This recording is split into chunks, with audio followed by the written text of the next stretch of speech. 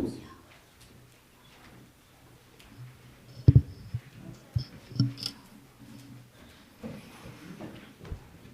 Shabbat Shalom, good morning everybody.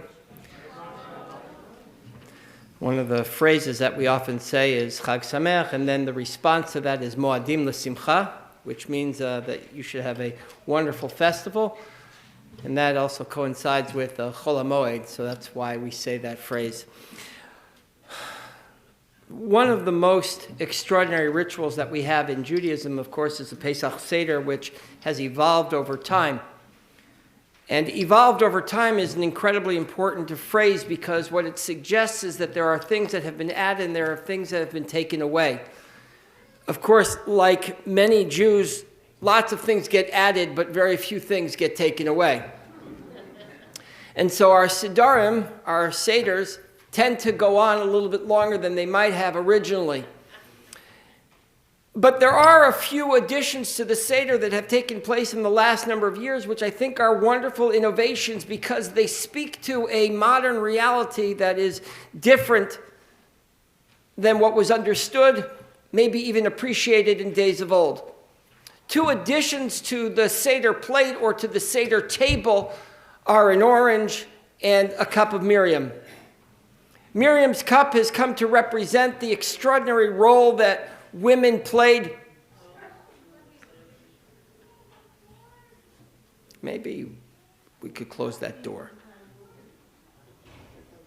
I don't have the ability to concentrate the way I used to.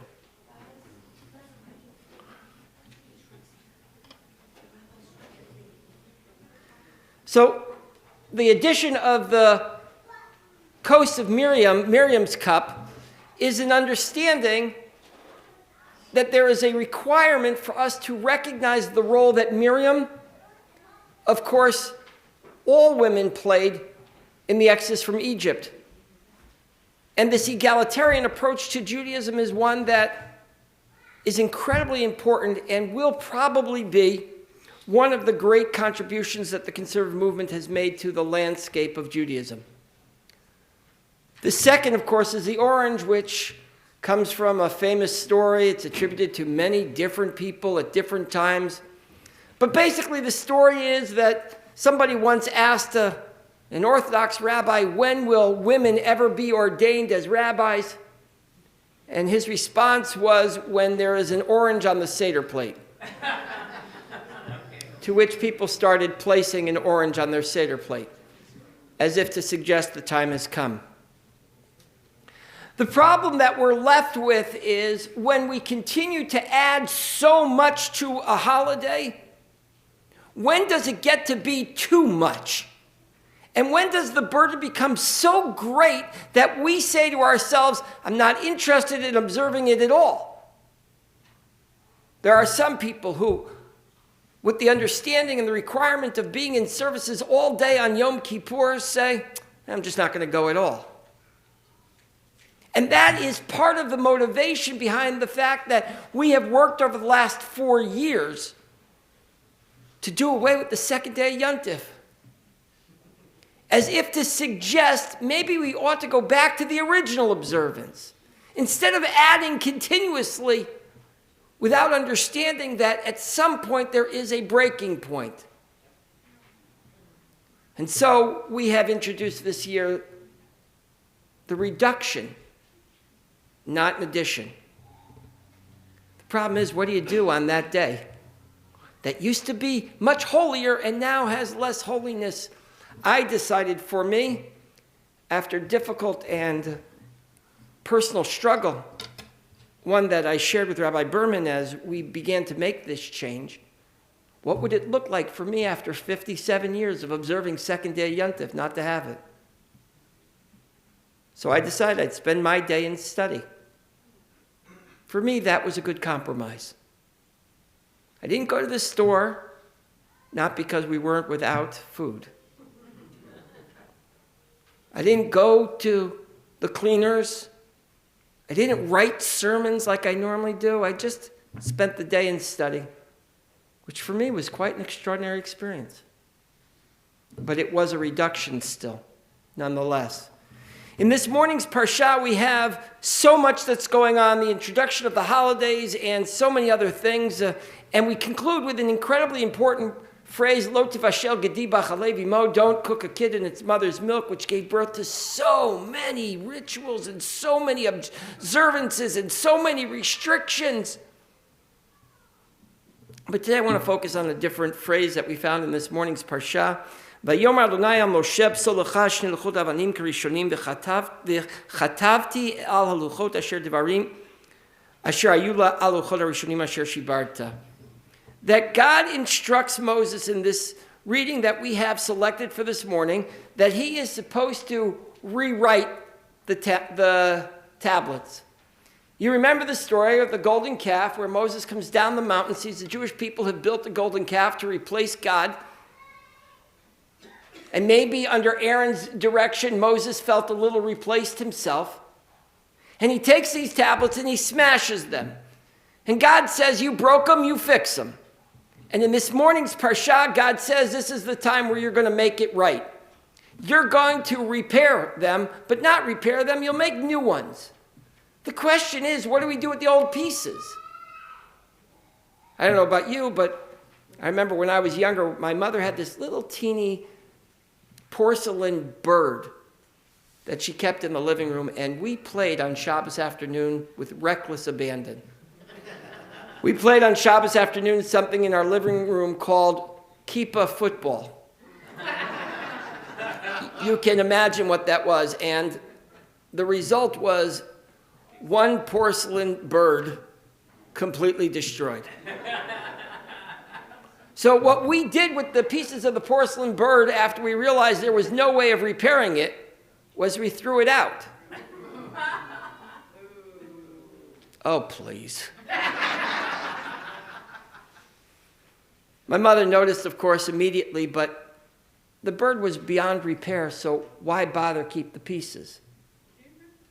And so what happened was that bird became no more in our house. But that's not what happens with these pieces that are left of the tablet that were shattered. And Ibn Ezra, picking up on an issue that maybe we might not have thought of before, asks the question, so which is more valuable? The new written ones or the old broken ones? Which is more valuable?